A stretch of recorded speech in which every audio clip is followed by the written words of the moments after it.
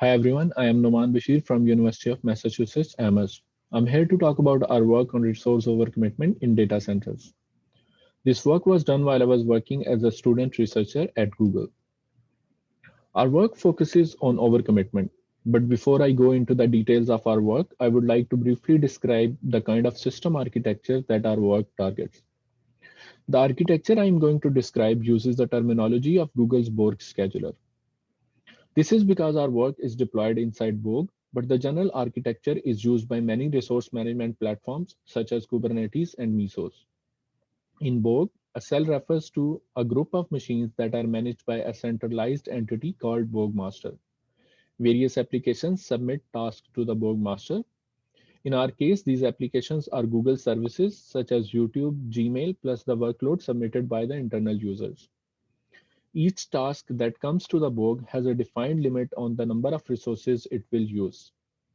This limit on resources can be set by a user, an application, or an entity outside Borg.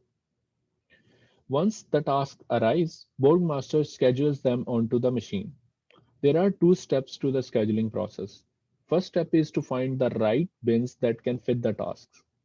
To do that, Borg master will select machines that have the right hardware and permissions among other factors. Also, it will talk to Borglets running on each machine to ask for the available capacity on per machine basis. Once it has selected the set of machines, it then uses a bin packing algorithm to pack the selected bins with tasks. Please note that without overcommitment, the sum of allocated resources to the tasks is less than the physical capacity of the machine. Now let's take a step back and see what does overcommitment mean in this context. We say that a machine is overcommitted when sum of allocated resources to the tasks is greater than the machine's physical capacity. This is commonly used solution to increase the resource utilization and decrease overall costs. It is used by many data center schedulers such as our very own resource scheduler Borg.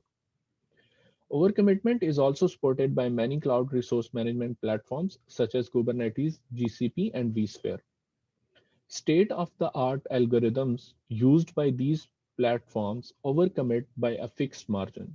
Such a fixed margin may be perfect for some machines, waste resources on low utilized machines, and incur risk on highly utilized machines. And therefore, our work focuses on developing policies that find the right level of overcommitment on per machine basis. Now that we know our system architecture and what overcommitment means, let's see where does the problem of finding the right overcommitment level fits into this setup. If you remember from slide 1, there are two steps to the scheduling task: finding the right bins and packing the tasks to the bins. In this setup, finding the right level of overcommitment is basically the task of estimating free capacity on a machine. This is because the free capacity determines how many resources are available for overcommitment. Given this formulation of overcommitment problem, our work is complementary and orthogonal to the scheduling problem in data centers. And while solving this problem of finding the right level of overcommitment, we make three key contributions. First, we formalize the overcommitment problem using first principles. Second, we propose a general methodology for designing and evaluating overcommitment policies. And finally, we provide tools that enable people to follow the same methodology and devise their own overcommitment policies for their production environments. Finding free capacity is a systems problem in general. For example, in Borg, the scheduler polls the machine for the available capacity. However, if we look closely, it's a per machine peak prediction problem. Let's consider a very simple example to illustrate this point. Let's assume there is a single machine and one task is running on it. The task has been allocated all the available resources on the machine. And at some point in time, the scheduler asks the machine for the available capacity. If we estimate free capacity based on allocations, we may end up wasting resources if the task never uses all of its allocations. And if we estimate it based on the current usage, we may not have this much capacity later on if tasks usage increase. However, if we know the peak usage of the current task in the future, we can confidently advertise the free capacity to the scheduler. An algorithm that uses the future knowledge and provides the available capacity, we call such an algorithm peak oracle. Peak oracle is the safest algorithm that provides us the most saving. Since peak oracle uses future knowledge, it cannot be implemented in practice. However, given the peak oracle, the task of finding the future peak becomes a supervised learning problem. This formulation allows us to use prior work on developing predictive models. However, developing practical peak predictors is our secondary contribution. Therefore, we present a few very simple and lightweight predictors in our paper. They either take some percentile of past usage or mean plus some standard deviation. While these predictors perform well, as you will see in the evaluations, there is a significant room for improvement. By reducing the overcommitment problem to a peak prediction problem, we have given us the power of running different scenarios in offline simulation to design, tune, and evaluate a practical peak predictor. This allows us to quickly iterate through multiple designs without conducting any risky and time-consuming experiments in production. I will briefly describe our simulation setup next. At time t is equal to 0, we use a given practical peak predictors to predict the future peak using prior data. At the same time, we use peak oracle algorithm to get the true peak in the future. We compare the predicted peak with the true peak to see how a practical peak predictor performs. We release our simulator as an open source software that allows anyone to design and evaluate their own predictors. The standardized interface offered by the simulator enables an easy integration into a Borg or Kubernetes-like platform later on. With the simulator in place, we need to look into the metrics to quantify a predictor's performance.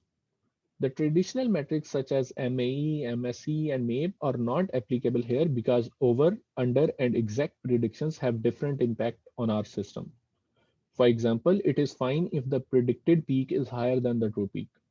Our system will have low savings, but there will be no performance degradation. Exact predictions are of course ideal, as they give us the most saving while being safe.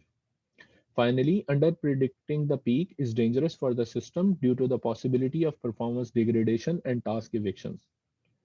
We summarize these three scenarios into two categories: Oracle violations or no Oracle violations.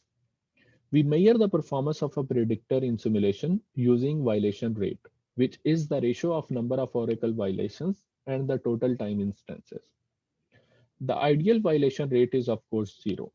However, it is impossible to achieve in practice, and the level of acceptable violation rate is dependent on the SLOs defined for the tasks. So violation rate quantifies a system's performance in simulation. However, in production, the quality of service is measured using different metrics. Since we overcommit CPU resources in this work, CPU scheduling latency is the metric of choice for the latency sensitive serving tasks that we focus on in this work. We conducted an experiment to quantify the correlation between violation rate and CPU scheduling latency. This graph shows us as the violation rate increases, the CPU scheduling latency increases as well. This shows that our metric of choice in simulation is representative of our predictor's performance in production. We evaluate our prediction policies in simulation as well as production. In simulation, we use the latest version of Google's publicly available cluster trace, and we use our simulation to tune the parameters of individual predictors as well as compare different peak predictors. We deployed our best performing predictor from simulation on several thousand machines in data centers that run Google's serving workload. In production, we compare our approach to Google's default overcommitment policy used by Borg in an A/B experiment. In simulation, we use three metrics. First one is the violation rate that we have discussed previously. The second metric is the violation severity, which tells us how severe the violation is when it happens. And finally, saving ratio tells us how much additional capacity we generate as a result of overcommitment.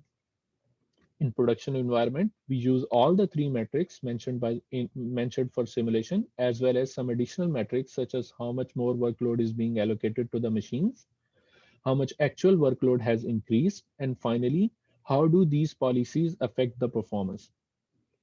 Here I present selected results from the production environment. This graph represents the CDF of workload for the experiment and control group. We see that the workload has increased by around 6% due to our overcommitment policies on the experiment group. We next look at the performance metric to see if the increased overcommitment has any impact on the performance. This graph shows the CDF of CPU scheduling latency. Even with higher overcommitment, experiment group performs better than the control group. And to view the additional results from simulation and production and understand why both the workload and performance increases, please refer to the paper or longer version of the talk. To conclude the talk, I will outline a few key takeaways. We proposed a general methodology for designing and evaluating overcommitment policies. We established a correlation between simulation results and performance in production. We demonstrated that our simple peak predictors outperform state of the art. There are also few potential future research directions. There is a significant room for improvement in our practical peak predictors. We are yet to test more sophisticated but lightweight machine learning algorithms. And if you want to use our simulator, I have provided the links for the code, data, and documentation. And if you need any help in using the simulator, please feel free to get in touch.